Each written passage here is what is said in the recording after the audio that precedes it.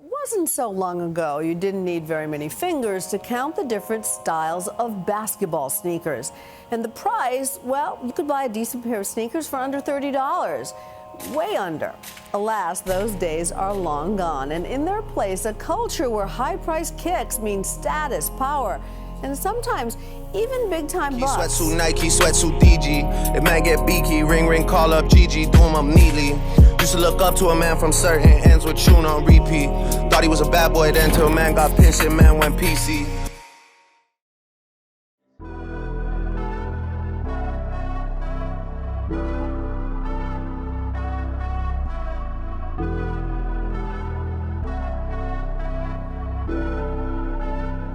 I'm Nim. I'm 20 years old and a reseller from Newcastle. I've been in the reselling business for around 3 years now. So a reseller is someone that will buy a shoe for retail when the shop drops it and then will go on to resell it for more. So I got into the reselling business through collecting myself because I've got a passion for shoes. From there I realised that there was money in it, and then I started getting the shoes that I didn't really want to keep and started selling them. So I'm in the reselling business because it's good money, I enjoy it, and it's really good fun. So I get my shoes from, it is majority of End, and then Foot Locker, JD, places like that. So I used to use StockX, but I don't now because I feel like that side of reselling is gone now. It's very saturated, so everyone can get that price, but is it good enough? No. So it's about finding like clients now, people that will pay more and they won't even bother looking at StockX to see what the prices are. So I've camped out quite a lot in the past. It used to be really hard as well because obviously it was snowing and stuff and we were still outside the shop. Sometimes waiting for a week for a shoe, and then sometimes the shops even cancel the whole drop, which is annoying, but yeah, I've had a lot of success through that. I've paid quite a few people to camp out for me just so I can get more quantity and make more, but that would like mainly be Yeezys because with a shoe like that the resale is so low that you need quite a lot of pairs to make a decent amount.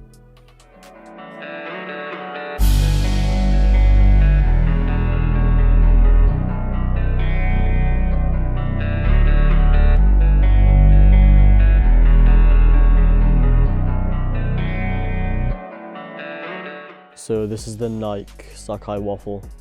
It's the second release. So this was like a different colorway from the original. Retail was around 130. On the day or like a few days after, they were going for around 500. But since then they've declined a little bit. So they're sitting around 400 right now. I don't intend on selling these at all because they're part of my collection.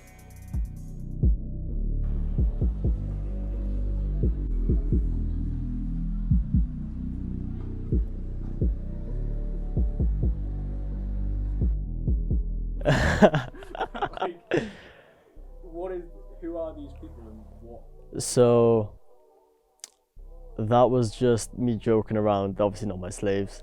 They were paid, and yeah, so we camped out the full night and they were all getting shoes from me. So they're not my slaves, but they were paid a bit lower, I would say.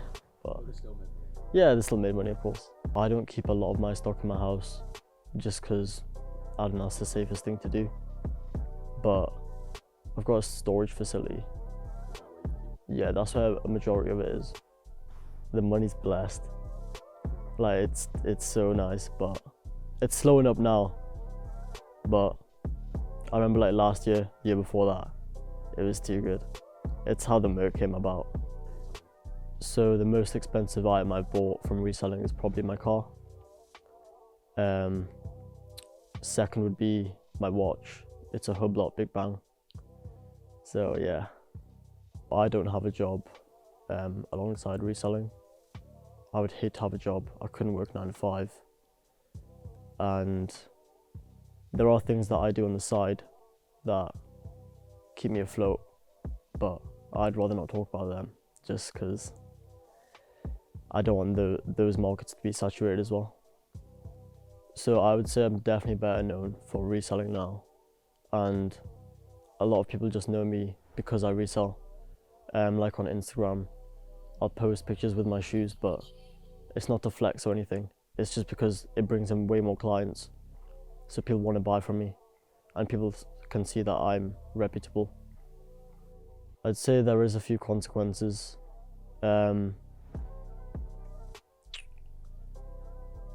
Like on some shoes I've lost upwards of £3,000.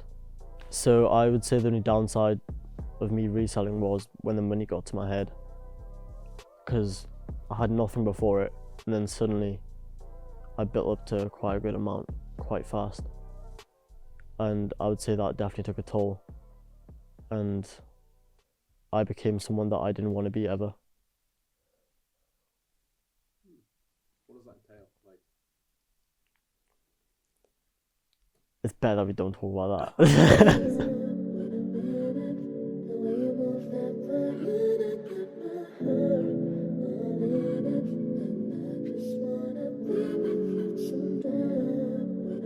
So this is the Off-White Air Force, second release, in black obviously. So this retailed for around 150. Currently they're estimated at £1,000 in this size.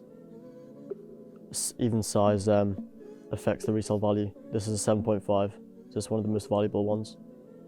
But as sizes get higher, bigger, resale goes down.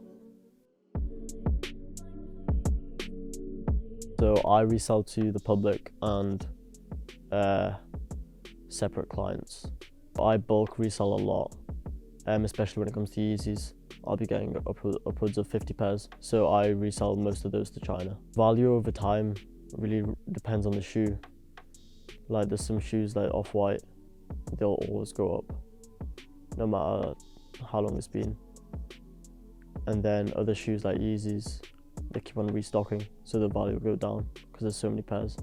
So the shoe that I've probably profited the most off was the Travis Scott Air Force One, the recent release. Upwards of 30 pairs, and profit must have been over 5-6k. The biggest loss that I took was 3k, and that really made me consider getting a job, because losing that much in one day, it makes you think I could lose the rest of it as well, just as quick. And a job's obviously like guaranteed money, so that would keep me above water, but I never quit reselling, and that's why I got here today. This is definitely not long term for me, definitely not. I think it's coming to an end, if I'm honest. Another year or two and I'm out. So long term, I'm in uni right now doing biomed, so I've got a guaranteed job at the end of that, which will pay well, and then maybe I can keep on doing this on the side. Maybe I'll just go back to collecting, but it's hard to say at the minute. I personally think that the reselling culture bubble will burst. Just like this interview, everything comes to an end.